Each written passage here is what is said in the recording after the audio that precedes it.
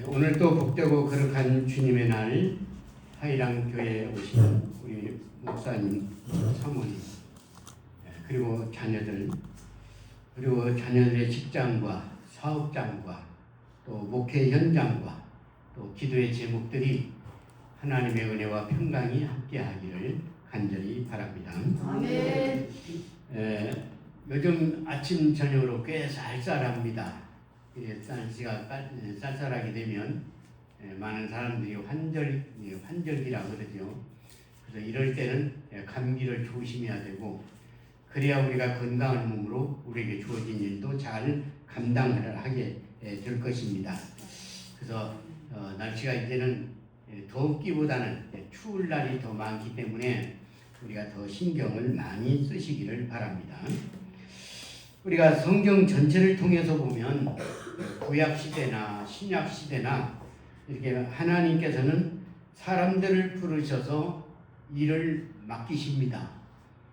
근데 이런 일을 맡기실 때에 우리가 그 말씀에 순종을 하고 믿음으로 이 일을 잘 감당하게 되면 복이 되지만, 그러나 불순종하고 내 마음대로, 내 뜻대로, 내 계획대로 하게 되면 오히려 복이 없어지는 것을 우리가 보게 되는데, 오늘 본문의 말씀도 보면 예수님께서 그 사역에 사람이 필요하기 때문에 그래서 밤에 산에 올라가서 기도를 하신 다음에 제자들을 부르시고 그들에게 일을 맡기시는데, 이제 자신이 죽었다가 부활하시고 승천하신 다음에도 이 복음은 계속 진행되어져야 되기 때문에, 그래서 사람들을 제자들을 택하여 부르시고, 그리고 그들을 훈련시키고 그들을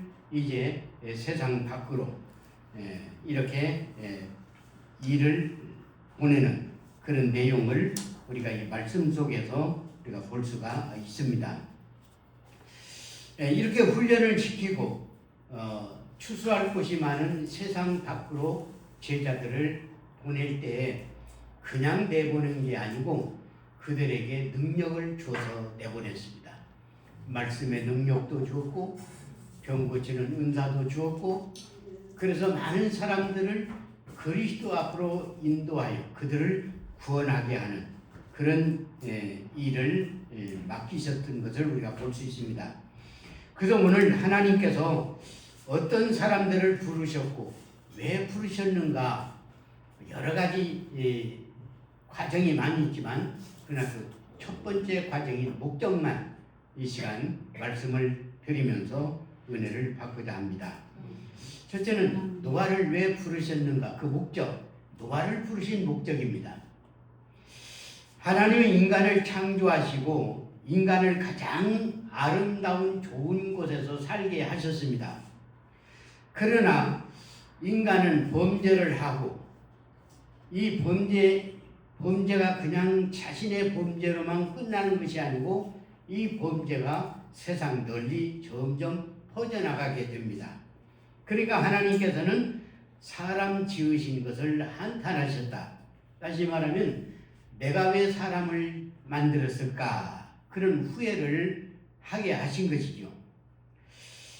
그래서 하나님은 내가 세상을 멸망하리라 라고 이렇게 계획을 세우시고 온 세상에 멸망시키는 가운데에 세상을 굽어보시고 믿을 만한 한 사람을 택해야 되겠다, 그렇게 생각하고 믿을 만한 사람이 어디 있을까 하고 두루 살펴볼 때에 하나님께서는 노아를 발견하게 됩니다. 노아를 발견하고 이제 노아에게 내가 사람 지은 것을 후회한다. 그러니 내가 이 세상을 다 진멸시킬 것이니까 너는 네 가족을 위해서 방주를 만들어라. 그렇게 명령을 내립니다. 그러니까 노아는 믿음의 사람이었기 때문에 왜 그러냐는 이유도 묻지 않고 따지지도 않고 말씀에 무조건 순종을 하게 됩니다. 그래서 하나님은 의인 한 사람을 찾아서 이제 이 명령을 내렸는데, 하나님은 노아에게 말씀하기를 그러면 내가 홍수로 이 세상을 다 진멸시킬 것이니 너는 산 꼭대기에 가서 방주를 지어라. 이렇게 말씀을 하시죠. 그래서 이 말씀을 듣는 노아는 곧바로 가서 믿음과 순종으로 말씀하신 대로 산 꼭대기에 가서 방주를 칩니다. 근데 그 마을 사람들은 노아를 보고 저 미친 사람 그렇게 자꾸 수근거리고 위치되면서 방주를 짓는데 방해를 하죠. 그러나 노아는 그러든지 말든지 하나님이 명령하셨으니까 그 말씀을 믿고 그 말씀을 순종하게 됩니다. 그래서 노아는 이제 성실하게 하나님 말씀대로 산 꼭대기에 가서 이 노아를 잘 만들게 됩니다. 그때 하나님께서 노아에게 너는 네 가족과 그리고 각종 한 쌍씩 짐승들을 방주 안으로 다 들어보내라. 그렇게 말씀을 하십니다. 그래서 이 노아는 하나님의 말씀대로 자기 가족 식구들 다 방주 안으로 들어보내고 각종 짐승 한 쌍씩을 다 방주 안으로 들어보내고 하나님의 말씀대로 다 준행했습니다. 라고 보고했을 때 하나님께서는 이제 비를 내려서 이제 그 지면을 다 쓸어버리죠. 밤낮 40일 동안 비를 내려서 이제 심판을 하게 되는 것을 볼 수 있습니다. 그래서 노아의 가정과 방주에 들어간 각종 짐승 한 쌍씩만 살아남게 된 것은 노아를 하나님께서 부르신 목적은 이 세상에 그래도 종자는 남겨놓기 위해서 부르셨다. 그게 어쩌면은 하나님이 노아를 부르신 목적이었다. 이렇게 볼 수 있습니다. 그 다음에 두 번째는 아브라함을 부르신 목적을 우리가 생각해 보면 하나님은 아브라함을 이방 종교의 친척과 이방 종교의 땅에서 불러냈습니다. 너는 본토 친척 아비 집을 떠나 내가 지시할 땅으로 가라. 이렇게 불러내죠. 그래서 이 아브라함은 이제 하나님의 말씀대로 이제 무조건 가야 할 바를 알지 못하지만 가라고 하는 대로 따라 나서는 아브라함을 보게 됩니다. 그래서 아브라함은 위대한 족장으로 또 믿음의 조상으로 이렇게 삼아주신 것이 하나님께서 아브라함을 부르신 목적입니다. 그래서 아브라함의 조상, 믿음의 조상 이렇게 우리가 많이 부르고 있는 것을 보게 되는데 이처럼 오늘날 하나님께서 우리들을 각자를 위한 계획도 가지고 계십니다. 그래서 우리를 부르실 때는 하나님의 각자에게 주어진 그 계획 따라서 우리를 부르신 거예요. 때로는 평신도로 불렀다가 거기에 사명을 받아가지고 이제 훈련을 시키고 말씀을 배우게 하고 가르쳐서 때로는 목사로 세우고 때로는 장로로 세우고 때로는 권사로 집사로 세워서 일을 맡겨주시는 것이죠. 어쩌면 아브라함을 부르신 목적은 믿음의 조상 또는 우리 모든 만민들의 족장으로 삼아주신 것처럼 우리를 계획대로 부르셔서 우리를 쓰시기 위해서 부르셨다. 이렇게 볼 수가 있습니다. 그래서 인생과 모든 정력을 하나님의 뜻에 순종하지 않고 세속적으로 써버린다고 하면 우리는 행복은 기대할 수 없습니다. 그러나 반대로 하나님 말씀대로 순종하면 우리에게는 참된 행복이 우리 앞에 놓여 있다라고 하는 것을 볼 수가 있습니다. 아멘. 그래서 하나님을 따르기를 원한다라고 하면 그 위대하고 그 유용한 우리의 인생을 더 맛보고 살 수가 있다. 그래서 하나님은 우리에게 복 주시려고 부르신다라고 하는 것입니다. 아멘. 그래서 성경에 주님이 우리를 부르신 것은 순종하고 따르는 자에게 복 주시기 위해서 불렀다라고 이렇게 볼 수가 있습니다. 그래서 하나님은 이렇게 순종하는 자에게 높이 들어 쓰시는 것을 우리가 볼 수가 있습니다. 그 다음에 세 번째, 모세를 부르신 목적입니다. 하나님의 백성이 애굽에서 종살이할 때, 오늘날은 애굽은 이집트지요. 애굽에서 종살이할 때에 하나님께서 그들을 부르시고 부르짖는 그 고통을 들으시고 이제 모세를 택하신 것입니다. 너는 내 백성이 저 고통 소리가 울부짖는 소리가 내 귓가에 들려온다. 그러니 너는 지금 저 애굽에 가서 지금 이집트에 가서 내 백성을 데려오라. 이 명령을 하나님께서 내리죠. 그래서 모세를 부르신 목적은 모세라고 하는 이름은 물에서 건져냈다 그런 뜻인데 그래서 이스라엘 백성들 하나님의 백성들을 건져내기 위해서 모세를 부르셨다. 이게 어떻게 보면 모세에게 주신 목적이다라고 하는 것입니다. 그래서 하나님은 모세를 부르시고 이스라엘 백성들을 이끌어내라고 했을 때 모세가 뭐라고 핑계를 댔습니까? 나는 능력도 없고 말도 할 줄 모르고 나는 도저히 그럴 만한 자격이 없습니다라고 핑계를 댔을 때에 하나님께서는 그때마다 내가 너와 함께 하리라. 내가 너를 도와줄 것이다. 아멘. 그러니 너는 가서 내 명령대로 준행만 하면 된다. 그래서 모세는 이제 애굽에 들어가서 이스라엘 백성들을 이끌어내는 그런 사명이 주어진 것이죠. 어쩌면 모세는 하나님께 순종했기 때문에 하나님의 임재가 그 생애 속에 함께 했기 때문에 하나님의 백성들을 이끌어내고 그의 위대한 업적은 어쩌면은 구약 시대에 있어서 가장 위대한 인물이 되지 않았느냐 이렇게 생각을 하게 됩니다. 그래서 모세를 부르신 목적은 이스라엘 백성들을 이끌어내기 위한 수단이었다는 것을 볼 수가 있습니다. 우리와 함께 하시고 우리를 홀로 두지 아니하기 위해서 하나님은 우리를 부르셨다. 이렇게 볼 수 있습니다. 그 다음에 네 번째 예레미야를 부르신 목적을 우리가 생각해 볼 수 있는데요. 하나님은 예레미야를 부르실 때는 태어나기 전부터 이미 택정하셨습니다.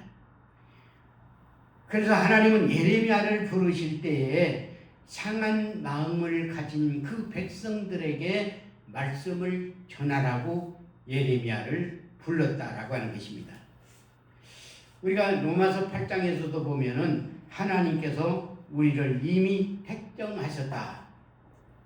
이미 택정하시고 우리를 부르셨다라고 이렇게 말씀을 하신 것도 보면 우리는 이미 태어나기 전부터 하나님께서 우리를 선택했다라고 하는 것 우리가 생각해 볼 수 있습니다. 그래서 하나님은 우리 믿는 모두를 하나님의 일에 쓰시도록 우리를 계획하신 것입니다. 그래서 우리를 부르신 것은 하나님이 맹목적으로 부르신 것이 아니라 물론 구원시키는 것은 첫째 목적이지만 그러나 그 목적 속에서도 우리에게 귀한 사명을 맡기시기 위해서 불렀다라고 하는 것을 우리가 볼 수가 있습니다. 하나님의 계획에 들어간 사람들은 복된 사람들이다. 그래서 나 같은 죄인을 택하여 불러주시고 이렇게 살게 하신 것도 감사해야 되고 또 나 같은 죄인을 부르시고 직분을 맡겨주신 것에 대해서도 우리는 감사해야 되고 나 같은 죄인을 부르시고 사명 주신 것에 대한 것도 우리는 감사해야 됩니다. 내가 구원받고 교인의 명부에 내 이름이 실려있다라고 하는 것 이 자체만으로도 우리는 하나님 앞에 감사하며 살아야 될 줄 믿습니다. 그래서 우리를 이렇게 불러주신 목적 예레미야를 불러주신 목적은 말씀을 그 상처받은 심령들에게 복음을 전하기 위해서 부르신 것처럼 우리도 이렇게 말씀을 전하게 하기 위해서 불러주셨다. 아멘. 이것이 우리의 목적이 되는 것입니다. 그 다음에 다섯 번째는 요나를 부르신 목적을 우리가 생각해 보면, 요나에게는 어느 날 하나님께서 너는 모든 것을 다 버리고 내 명령에 따르라고 하나님께서 말씀하시면서 나를 위해서 니느웨 성에 가서 복음을 전하라 그랬어요. 니느웨 성은 하나님께서 택한 그 성이지만 그러나 모든 사람들이 다 죄악에 물들어 있는 아주 타락된 도시입니다. 그래서 요나는 니느웨를 멸망했고 하나님은 이스라엘 백성의 하나님만 되는 줄로 알고 나는 니느웨 성에 가지 않고 그 반대 방향인 다시스로 가야 되겠다 생각하고 이제 다시스로 가는 배를 타게 됩니다. 근데 여러분들도 잘 아시다시피 하나님의 명령에 불순종하고 다시스로 가는 그 요나를 내버려 두겠습니까? 그래서 배를 타고 가는 그 요나에게 강한 폭풍우를 만나게 합니다. 폭풍을 만나서 선장과 많은 사람들이 이제 죽음 직전까지 이르게 되죠. 그러나 하나님은 요나를 죽게까지 내버려 두시겠습니까? 그러지 않습니다. 그러나 요나는 그런 폭풍우 속에서도 배 밑에 들어가서 깊이 자고 있었어요. 근데 선원들과 모든 사람들은 누가 하나님께 범죄했기 때문에 우리가 이런 고난을 받고 있다. 하나님께 범죄한 자는 회개하라. 그래도 나서는 자가 없습니다. 그래서 결국에는 마지막 수단으로 제비를 뽑자. 그래서 제비를 뽑은 것이 요나가 뽑혔고 요나를 찾아보니까 배 밑에서 자고 있는 요나를 께서 네가 하나님 앞에 범죄했으니 너를 바다에 던져야 된다. 그랬을 때 요나는 자기 죄를 고백하고 물속에 던져짐을 받게 됩니다. 하나님은 그의 종 요나를 물속에서 그냥 죽게 만들지는 않았습니다. 큰 물고기를 준비해 놨다가 요나를 삼키고 3일 동안 밤낮 물고기 뱃속에서 지내게 했는데, 그러나 요나는 거기서 그냥 가만히 있었던 것이 아니고 하나님께 회개를 했고, 그리고 살려주시기만 하면 니느웨에 가서 다시 복음을 전하겠습니다. 그렇게 회개를 하게 됩니다. 그래서 하나님은 어쩔 수 없이 요나를 물고기 뱃속에서 이제 진심으로 기도하는 그 요나를 이제 물고기에게 명령을 해서 니느웨 바닷가에 토해놓게 됩니다. 그래서 요나는 그 니느웨 성을 이렇게 돌면서 복음을 전하고, 그래서 그 성 백성들이 다 회개하고 하나님께로 돌아왔습니다. 그래서 요나를 부르신 목적은 니느웨 성을 구원시키기 위해서 부르셨다라고 하는 것을 우리가 생각해 봅니다. 그 다음에 여섯 번째, 바울을 부르신 목적은 예수님 다음으로 바울만큼 이 세상에 큰 영향을 끼친 사람은 없다고 볼 수 있습니다. 그러나 바울이 예수님을 만나기 전에는 어떤 사람이었습니까?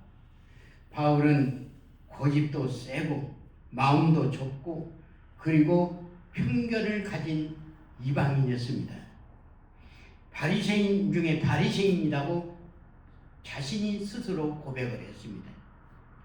그런데 어느 날 다메섹으로 가는 도중에 강한 빛을 보게 됐는데 그 강한 빛이 예수 그리스도를 통해서 자신의 눈을 비치게 했고, 그 빛이 너무나 강했기 때문에 더 이상 눈을 뜰 수도 없고 걸어갈 수도 없고 그 자리에 엎드려지게 됩니다.